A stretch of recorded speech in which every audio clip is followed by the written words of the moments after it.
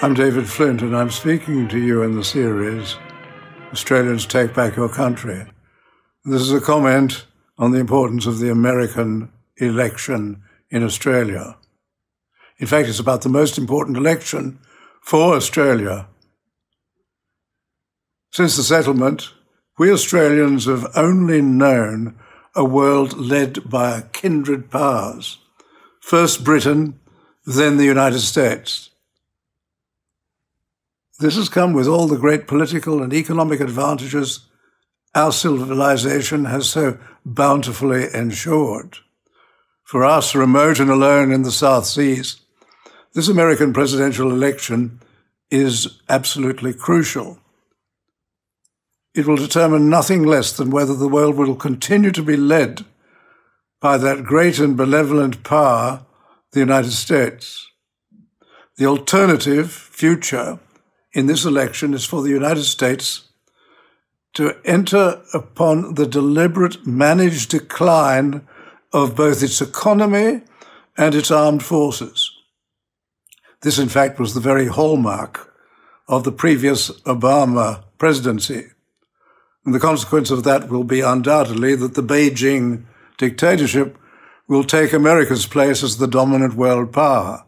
And any relationship with Beijing will, of course, require both deference and obedience.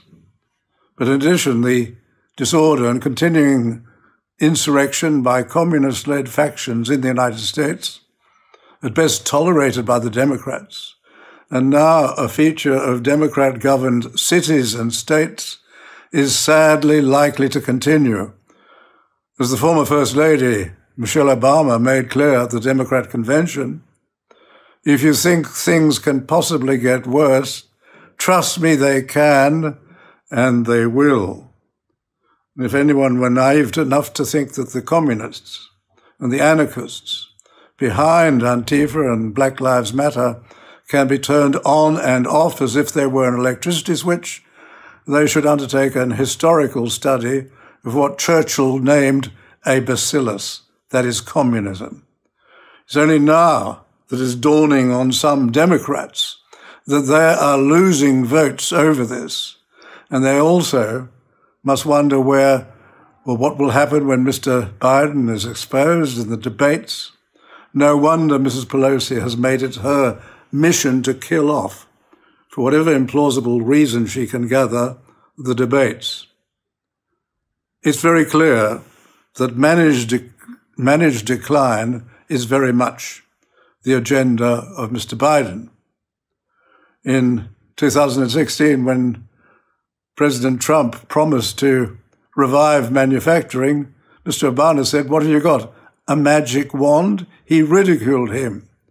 But Trump reversed so many directions of the decline which the Obama administration had introduced. And now, with a Democrat Party captured by the far left and completely unrelated to the great Democratic presidents, Truman, Kennedy, and Roosevelt, we are in a very different world. Trump's warning is precise and accurate, and it's chilling. And that is, the warning is, Joe Biden's agenda is made in China. My agenda is made in the USA. As an outsider, Trump has proven himself to be the most successful president since Ronald Reagan. Under the banner of Making America Great Again, Trump's program was to return manufacturing to the United States, reduce both taxes and regulation, make energy cheap and abundant, stop unfair trade, and stop intellectual property theft, appoint judges who are not activists, and ensure the allies contributed to their defense and making the armed forces more powerful, and not to easily engage in so many land wars as his predecessors did. He did all this, he delivered so much, with an enormous obstacle, because so few would give him time to do what he had to do. He had a constant onslaught, which ranged from criminal breaches of the Foreign Investment Surveillance Act, the attempt to have an almost never-ending coup to reverse the results of the 2016 election, and the lies, libels, deceits, and mendacities daily launched at him by the Democrats' propaganda arm, the American mainstream media.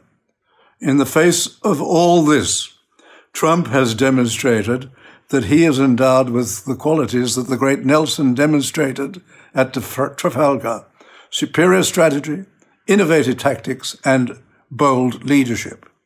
It's not surprising, then, that he has in abundance a key ingredient totally absent from Biden's campaign: enthusiasm. Trump's supporters give him an enthusiasm which Biden can only dream of. Indeed, in one poll asked by the Democracy Institute whether you are strongly or very enthusiastically supportive of your choice of candidate, 82% of Trump voters replied yes, and only 40% of Biden voters did so. Without compulsory voting, enthusiasm means the key to getting the vote out. That is why the Democrats want voting by mail, which, without very rigorous controls, is clearly open to fraud. But as a practical matter, the effect of fraud must be limited to the battleground states. And as for the polling, the incidence of the shy Trump supporter who will not reveal voting intentions is surely having a significant effect and will be increased significantly by the amount of violence in the Democrat cities. One of the polls gives them a very close ranking, and the Democrat Institute Sunday Express poll says that Trump is already leading in the background states.